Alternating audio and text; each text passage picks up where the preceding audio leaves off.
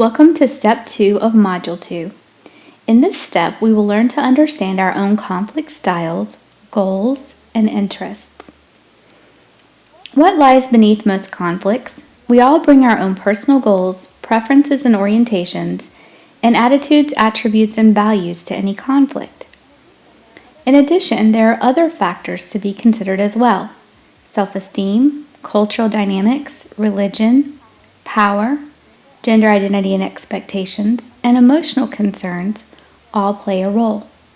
One way we can begin to understand how our individual personalities affect conflict is to determine our conflict style. In 1973, Thomas and Kilman developed one way to envision conflict styles. Here we have created transportation metaphors to help explain the different styles. You might recognize yourself in one of these examples. Do you tend to avoid conflict completely? Maybe you like to try to stay above it all like an airplane. Do you tend to be goal-focused and sometimes take up more than your share of the road, like a big truck? Do you tend to try to help everyone else accomplish their goals, possibly at your own expense, like a taxi? Do you tend to try to fit everyone into an average-sized sedan when you might need to think bigger? Or are you able to find ways to get everyone on board and headed in the right direction, like a charter bus? In most situations, the collaborating style is an effective one in dealing with conflict. What about you? Take a minute to pause the video here and take the Conflict Management Styles quiz in the Resources section of this MOOC. Research on conflict styles shows that people most often see themselves as trying to solve the problem collaboratively. People most often see others as using controlling or aggressive styles. And flexibility in style equals effective conflict management. The important thing to remember here is that there's a time and place for using each of the styles, and none is completely wrong or completely right. Understanding our own natural inclinations can help us be aware of how we might need to diverge from our own preferences in order to be more constructive in conflict management. It is also important to understand the interests and goals involved in a conflict.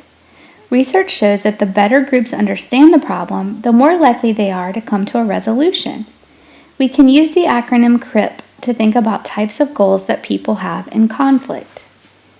C stands for content. What do we want in a conflict? This is usually pretty specific and clear. For instance, one party might want a raise, while the other party wants to freeze salaries. R stands for relationship. Who are we together? This has more to do with how we see ourselves in relation to others. Examples might be when one partner feels a need to be treated with more respect, or when someone wants to gain the trust of his employees or employers. I stands for identity or face work. Who am I? This type of goal is about how we see ourselves. We may have a goal in a conflict of being seen in a certain light, or we may want to ensure that others do not change a positive view of us, such as being seen as a hard worker.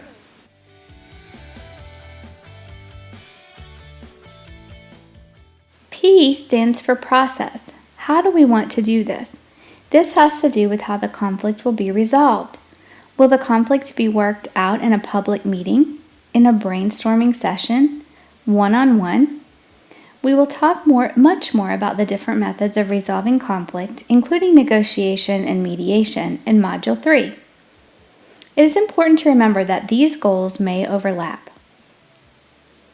We must also consider the interests that people have in a conflict. What are interests? Interests are the driving forces behind our positions. Positions are what we decide upon, or the content. For instance, I want a raise. Interests are what cause us to decide on positions. For example, I want a raise because I want my supervisors to acknowledge my importance to the company. Why is it important to focus on the interests behind conflicts? For every interest, there are several possible positions.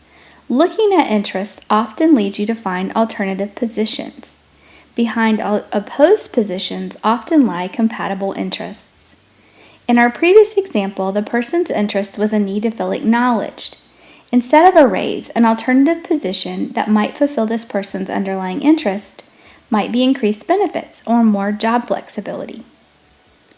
When we understand our own conflict styles, interests, and goals, and seek to identify the interests and goals of those around us, we can be more effective in constructing conflict.